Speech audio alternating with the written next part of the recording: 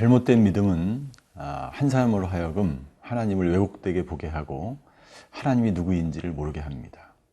우리의 주위에 보면 잘못된 믿음, 해로운 믿음으로 살아가는 그런 사람들을 종종 볼 수가 있습니다. 한쪽으로 치우쳐 있는 믿음, 행함이 없는 믿음.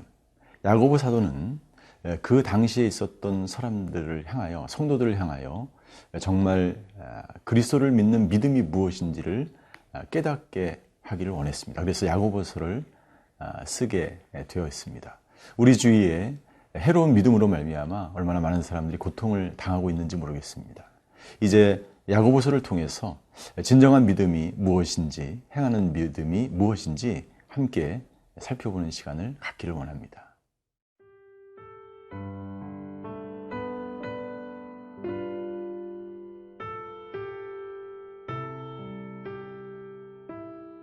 야고보서 1장 1절에서 11절 말씀입니다. 하나님과 주 예수 그리스도의 종 야고보는 흩어져 있는 12지파에게 문안하노라. 내 형제들아, 너희가 여러 가지 시험을 당하거든 온전히 기쁘게 여기라. 이는 너희 믿음의 시련이 인내를 만들어내는 줄 너희가 알미라. 인내를 온전히 이루라.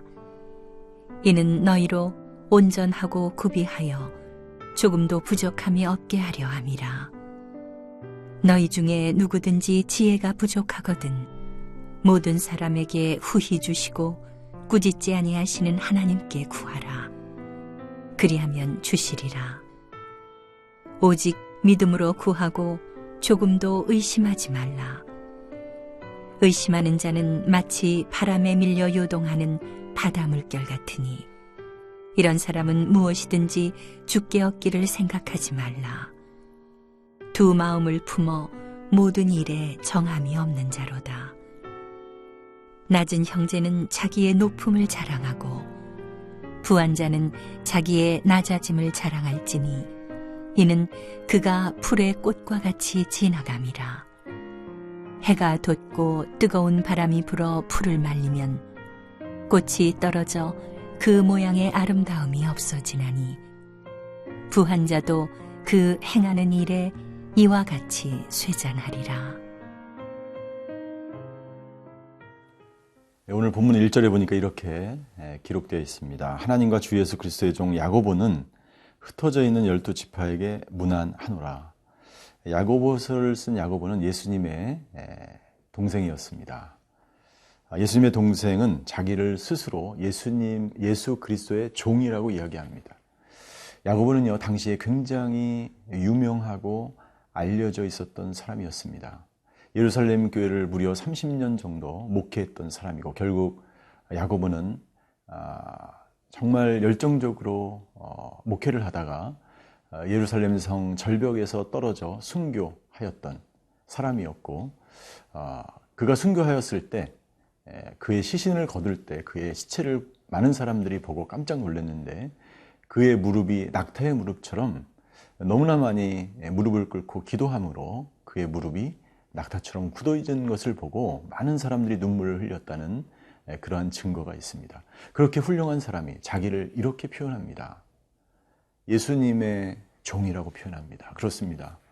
사랑하는 성도 여러분들, 우리는 모두 다 당신의 신분과 지위와 당신이 무엇을 했든지 상관없이 정말 내가 예수님의 동생이야, 내가 몇십 년 동안 예루살렘 교회를 목회한 사람이여가 아니라 정말 무릎을 꿇고 기도하며 살아온 인생. 그래서 나는 아무것도 아니요, 나는 예수님의 종이라고 이야기할 수 있는 그런 사람이 진정 그리스도인이요, 크리스찬이요, 이 시대에 필요한 하나님의 사람이 아닌가라는 생각을 하게 합니다. 오늘 그런 당시에 존경받았던 야고보는 시련과 환난이 올 때 우리가 어떤 믿음을 가져야 하는지, 어떻게 자세를 취해야 되는지에 대해서 먼저 우리에게 권면하고 있습니다. 첫 번째 2절입니다. 내 형제들아, 너희가 여러 가지 시험을 당하거든 온전히 기쁘게 여기라. 시험이 다가올 때 첫 번째 우리가 해야 될 그것은 그 시험을 기쁘게 당하는 것입니다. 기쁘게 여기는 것입니다. 여러 가지 시험이라고 말하고 있습니다. 야고보가 그런 여러 가지 시험을 만났다는 것이죠. 때로는 질병으로 우리가 이 세상을 살아갈 때 보면 여러 가지 시험이 우리에게 닥칠 수가 있습니다. 때로는 질병으로, 때로는 사업의 어려움으로, 때로는 인간관계의 어려움으로. 안 좋은 것도 시험이 될 수 있지만 좋은 일도 그 사람에게 시험거리가 될 수 있습니다. 너무나 기쁜 일인데 나중에는 그것이 오히려 시험이 될 수 있다는 것이죠. 그렇기 때문에 기쁘든지 슬프든지 어떠한 시험과 시련이든지 그것을 기쁘게만 여길 수 있다면 우리는 우리의 믿음을 완성해 나갈 수 있습니다. 여러 가지 시험을 만나거든 기쁘게 여겨라.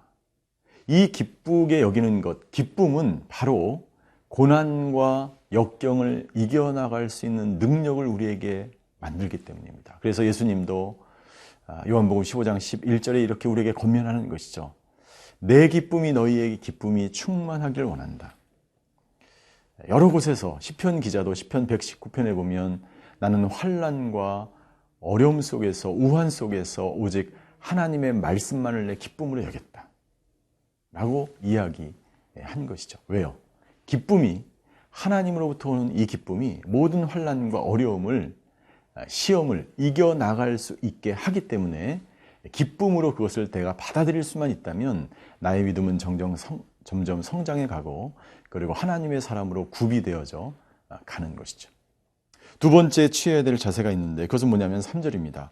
너희의 믿음의 시련이 처음에는 여러 가지 시험이라고 이야기했고 점진적으로 그 시련은 믿음을 이루어가는 시련이라고 야고보는 이야기하고 있습니다. 믿음의 시련이 인내를 만들어내는 줄 너희가 알미니라 라는 것이죠. 그렇기 때문에 기쁨으로 받아들여야 하고 이 시험은 우리로 하여금 인내를 만들어가야 합니다.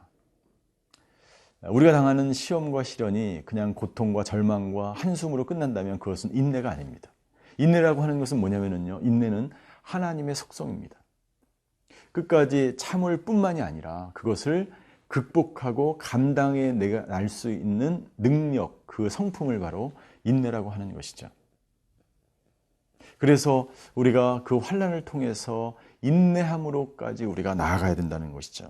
인내를 온전히 이루면 어떤 결과가 일어날까요? 4절에 보니까 우리가 환난을 당하고 시험을 당할 때 끝까지 인내할 수 있다면 그 인내는 우리를 온전케 하고 부족함이 없게 한다라고 말하고 있습니다.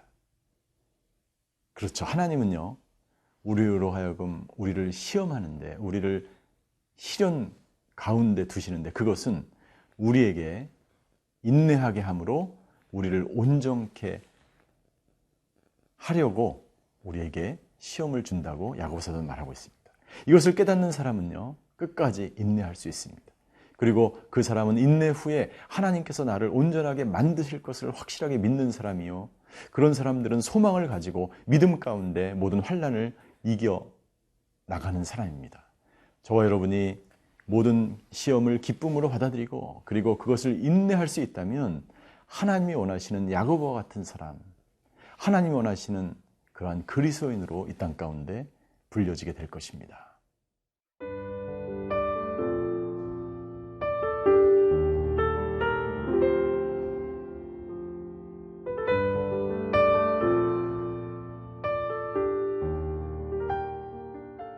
시험이 다가올 때 그것을 기쁨으로 받아들이고 그리고 인내할 수 있다면 그 사람은 정말 하나님 앞에서 온전하게 성장해 갈 수 있습니다.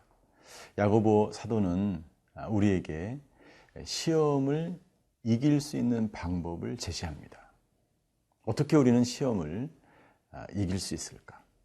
첫 번째, 하나님께 지혜를 구하십시오. 여러분들, 우리가 환난을 당하고 시험을 당하면 당황하게 되고 또 실수하게 되고 그런 상황 가운데 처하게 되죠. 그러나 시험이 오고 어려움이 다가왔을 때 하나님께 지혜를 구하는 사람은 하나님의 인도하심을 받고 하나님의 말씀에 비추어서 이것이 정말 나를 위한 것인지 하나님의 시련인지 세상의 유혹인지를 구별함으로 말미암아 점점 믿음으로 성장해 갈 수 있습니다. 시험이 다가올 때 우리가 해야 될 것, 하나님께 지혜를 구하십니다. 왜냐하면 그 하나님은 5절에 보니까 후히 주시고 꾸짖지 아니하시는 하나님이기 때문에 우리는 하나님께 지혜를 구해야 됩니다. 하나님, 이런 상황 가운데서 내가 어떻게 해야 될까요? 이런 상황 가운데서 정말 하나님 나에게 지혜가 필요합니다고 우리가 구해야 되는 것이죠. 그러나 6절에 믿음으로 구하라고 말하고 있습니다. 믿음으로 구하지 말고 조금도 의심하지 말라라고 말하고 있습니다. 왜요? 의심하면 절대로 하나님이 뜻하시는 바를 이루어갈 수 없습니다. 그러나 믿음으로 구하면 하나님의 도우심으로 그 모든 시련을 이겨나갈 수 있기 때문에 믿음으로 구하라는 것입니다. 믿음으로 구하지 않는 사람은 어떤 사람인가? 6절에 보니까 요동하는 바닷물결 같은 사람이요. 7절에 주님께로부터 어떤 것도 얻을 수 없게 되고 8절에 두 마음을 품어서 정함이 없는 사람이다. 이 사람은 어느 것도 구할 수가 없습니다.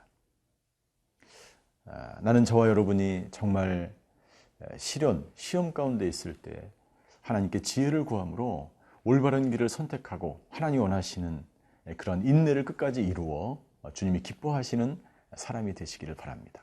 두 번째, 시험을 이기는 방법, 그것은 자신이 처해 있는 모든 상태를 받아들이며 기뻐하는 것입니다. 시험이 당했을 때 왜 나에게 이런 시험이 당했고, 왜 나에게 이런 질병이 있고, 왜 나만 이런 고난을 당하고, 이런 반응이 아니라 어떤 상황에 처하든지 간에 기쁨으로 그것을 받아들이는 그런 삶을 살아갈 때 그 시험을 넉넉히 이길 수 있다는 것이죠. 그래서 9절에 보니까 낮은 형제는 자기의 높음을 자랑하고 세상에 정말 나는 가진 것이 없고 비천하고 그래서 나는 이런 시련을 당하고 이런 자세가 아니라 하나님 앞에서 나는 높은 사람이고 담대하게 이것을 이겨나갈 수 있다라고 하는 그러한 자세와 태도, 이것이 시험을 넉넉히 이길 수 있다는 것입니다. 하나님은 우리에게 피할 길을 주사 피할 길을 반드시 주시는 하나님이요, 그 시험을 이길 수 있는 하나님이라는 것이죠. 10절에 보니까 부한 자는 자기의 낮아짐을 자랑하라. 세상적으로 높은 지위에 있고 높은 명예를 얻고 물질을 많이 취했을지라도 하나님 앞에서 낮고 겸손하게 그런 태도로 살아가는 사람들이 결국 어떠한 시련이 와도 그것을 이겨나갈 수 있는 사람입니다. 정말 쉽지 않죠. 좋은 위치, 좋은 높은 그러한 지위에 있었던 사람이 갑자기 낮아지는 거 쉽지 않죠. 그러나 스스로 낮아지는 것을 선택할 때 그 사람이야말로 하나님이 기뻐하시는 정말 하나님의 사람이라고 생각합니다. 우리가 왜 어떤 상황 가운데서도 기쁨으로 그것을 받아들여야 할까요? 왜냐하면 하나님은 낮아진 사람을 높게 하시고 높은 사람을 낮추시는 하나님이기 때문입니다. 11절에 보니까 동풍이 불러와서 뜨거운 열기에 꽃이 떨어지고 아름다움이 없어지나 부한 자도 그 행한 일에 이와 같이 쇠잔할 것이다. 세상의 부자는 아무런 의미가 없다는 것이지. 세상에 높아진 것, 세상에 낮아진 것, 세상에 강한 것, 세상 사람들이 볼 때 약한 것, 그것은 중요하지 않습니다. 내가 하나님 안에서 얼마나 담대하고 강하게 나에게 주신 이 믿음을 끝까지 믿음으로 달려갈 수 있는가. 어떠한 시험과 시련 속에서도 이 믿음 안에 인내하며 기쁨으로 받아들이게 된다면 우리는 하나님이 원하시는 온전한 사람으로 성장해 갈 수 있기 때문에 하나님 우리에게 모든 처한 환경을 기쁨으로 받아들이라고 말씀하고 있습니다. 온전하다는 것은 아이에서 성인이 되어 간다는 것입니다.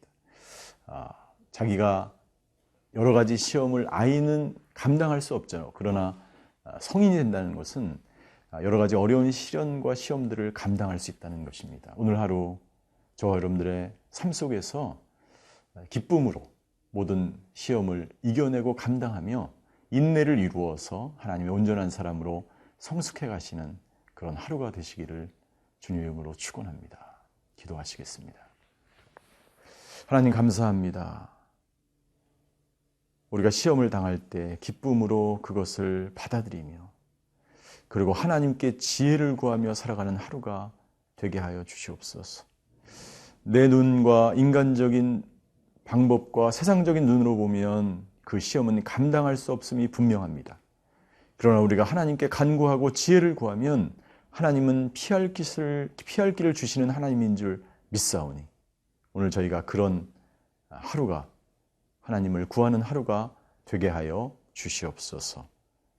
감사드리며 예수 그리스도의 이름으로 기도하였습니다. 아멘.